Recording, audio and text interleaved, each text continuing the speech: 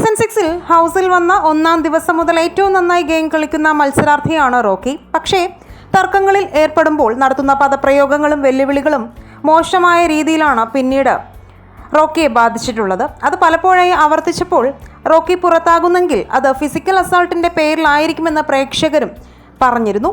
6 വർഷത്തെ കാത്തിരിപ്പിന് ശേഷമാണ് താൻ ബിഗ് ബോസിലേക്ക് വന്നതെന്ന് ആവർത്തിച്ച് പറയാറുള്ള റോക്കി സഹമത്സരാർത്ഥിയെ കയ്യേറ്റം ചെയ്തതിൻ്റെ പേരിൽ ഇപ്പോൾ പുറത്തായതിൻ്റെ നിരാശയിലാണ് ആരാധകരും. ബിഗ് ബോസ് സീസൺ 6-ൽ ആവേശകരമായ 3-ാം ആഴ്ചയിലേക്ക് കടക്കുമ്പോൾ ചില അപ്രതീക്ഷിത സംഭവങ്ങളാണ് ഹൗസിൽ നടക്കുന്നത്.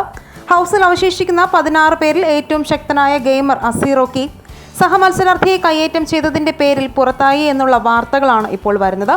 വീക്കെൻഡ് എപ്പിസോഡിൻ്റെ അവസാനം സംപ്രേഷണം ചെയ്ത പ്രൊമോയിലും റോക്കിയും സിജോയും തമ്മിൽ വാക്കേറ്റം ഉണ്ടാകുന്നതാണ് കാണിക്കുന്നത്. സഹമത്സരാർത്ഥിയെ കയ്യേറ്റം ചെയ്താൽ പിന്നെ ഹൗസിൽ നിലനിൽപ്പ് സാധ്യമല്ല.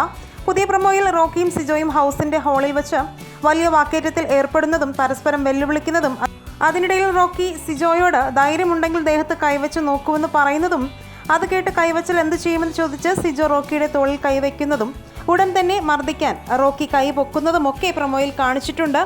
എന്തായാലും റോക്കി പുറത്തായി എന്നുള്ള വാർത്തകൾ തന്നെയാണ് ഇപ്പോൾ പുറത്തു വരുന്നത്. ഈ വിഷയത്തിൽ നിങ്ങളുടെ അഭിപ്രായങ്ങൾ മടിക്കാതെ കമൻറ്റ് ചെയ്യുക. വീഡിയോ ആദ്യമായിട്ടാണ് കാണുന്നതെങ്കിൽ ചാനൽ ഒന്ന് സബ്സ്ക്രൈബ് ചെയ്ത് സപ്പോർട്ട് ചെയ്യാനും വീഡിയോ ലൈക്ക് ഷെയർ ചെയ്യാനും മറക്കല്ലേ ഫ്രണ്ട്സ്.